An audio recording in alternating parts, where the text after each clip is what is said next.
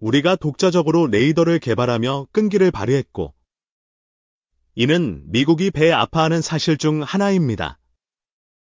인도네시아가 다시 협상에 참여하며 선전을 해줬고, 여러 국가들이 KF-21을 구매하려고 나서면서 우리가 잘못 판단했다는 것을 깨달았습니다.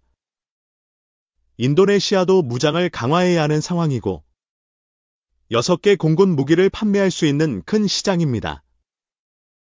KF-21은 시험 비행에서 문제없이 진행되는 드문 사례로 전 세계적으로 주목받고 있습니다. 놀라운 점 중 하나는 KF-21의 추가 양산 논의로 원래 예산 문제로 20대만 생산하려 했으나 국민 반응이 좋지 않았습니다. 이번에 20대를 추가로 생산하며 안정적인 시스템 구축의 계기가 되었고, 이는 관련 업체들에게 큰 도움이 됩니다. 초도 비행에서 문제없이 진행되는 경우는 드물며, KF-21은 안정적으로 개발되고 있어 외국 국방장관들이 시승하며 관심을 보이고 있습니다. 미국은 이를 유심히 관찰하며 우리가 수출을 목표로 삼는 KF-21의 잠재력을 주목하고 있습니다. 40대 양산 확정은 관련 업체들이 안정적으로 생산 라인을 구축할 기회를 제공하며 하나 에어로스페이스는 엔진을, 하나 시스템은 레이더를 공급합니다. KA는 본체를 공급하며 협력 업체들과 함께 방산 생태계를 강화하고 이는 공군력 보강과 고용 창출로 이어집니다. KF-21의 추가 양산은 방산 생태계 안정화와 수출 가능성을 높이며 한국이 무기를 안정적으로 운용한다는 신뢰를 외국에 심어줍니다.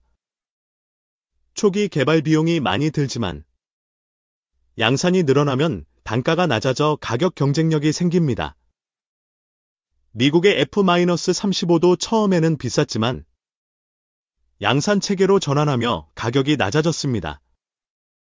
KF-21의 국산화율은 약 60%로 엔진 국산화가 이루어지지 않으면 수출 시 이익이 줄어들기 때문에 엔진 개발이 중요합니다. 2012년 인도네시아 판매 당시 독일, 스웨덴, 프랑스 부품을 조립해 수출했지만 이제는 국산화로 전환하며 수익성을 높이고 있습니다.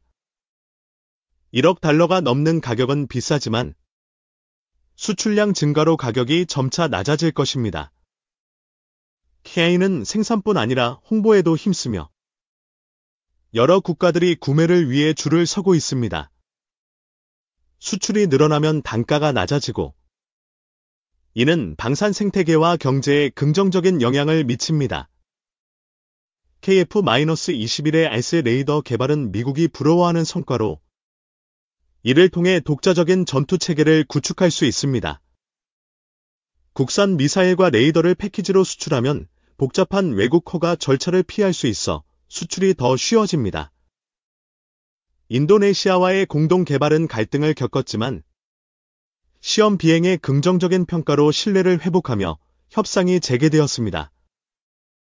인도네시아는 개발비 20%를 부담했으나 협상 끝에 6억 원 수준으로 조정되었습니다.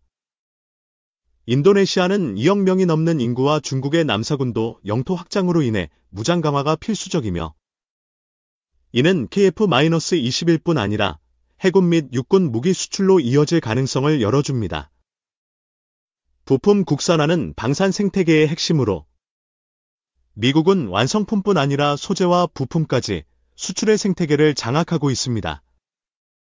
한국도 잠수함, 전차 등 부품 수출을 확대하며 방산 시장에서의 입지를 강화하고 있습니다.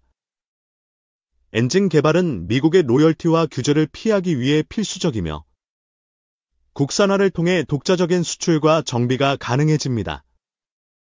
유무인 복합 체계는 전장 환경의 변화로 중요해졌으며 우크라이나 러시아 전쟁에서 무인기의 활약이 이를 입증했습니다.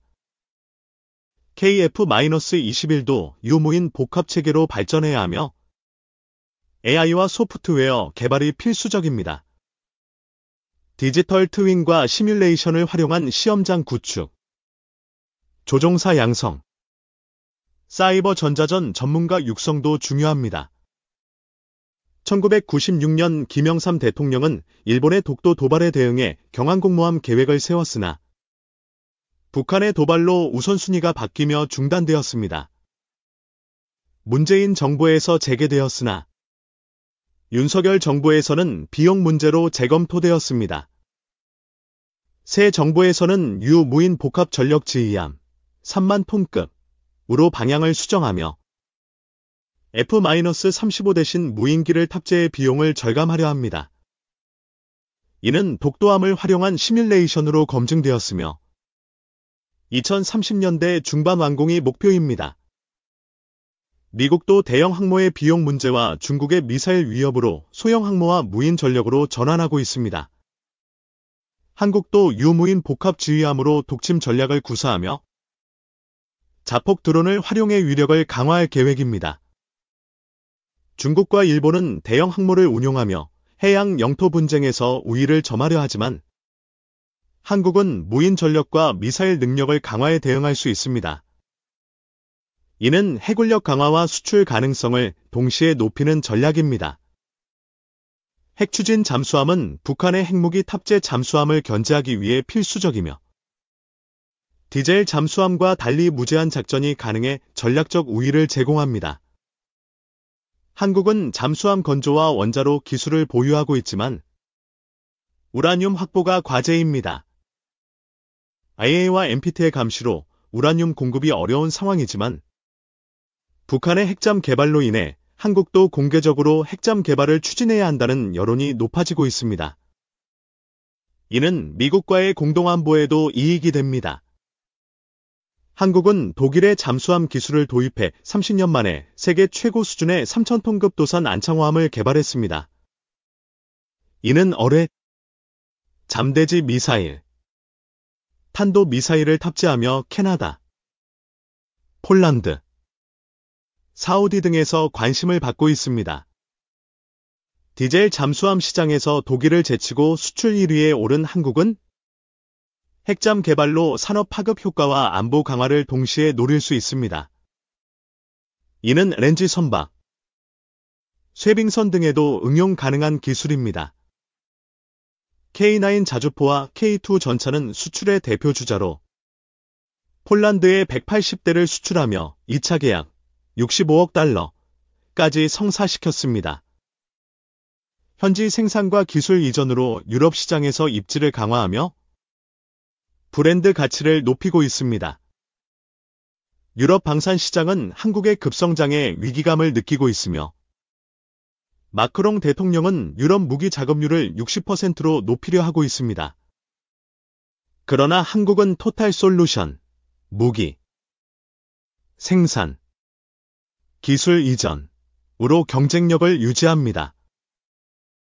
폴란드 모델은 루마니아, 슬로바키아 등 동유럽 국가들에게 매력적이며 현지 생산과 부품 공급으로 지속적인 수익을 창출할 수 있습니다. 이는 방산 생태계의 안정성과 성능 개량에 기여합니다. 방산 수출은 규모 경제를 통해 단가를 낮추고 기술 혁신을 위한 자금을 확보합니다. 중고 무기 판매와 성능 개량으로 선순환 구조를 만들며 K2EX, K23 전차 개발로 선도적 위치를 유지할 수 있습니다. K2 전차는 AI와 유무인 복합 체계, 자체 방어 능력, 레이저 무기를 도입해 차세대 전차로 발전하고 있습니다. 이는 디지털 트윈, 예측 정비 등 첨단 기술로 경쟁력을 강화합니다.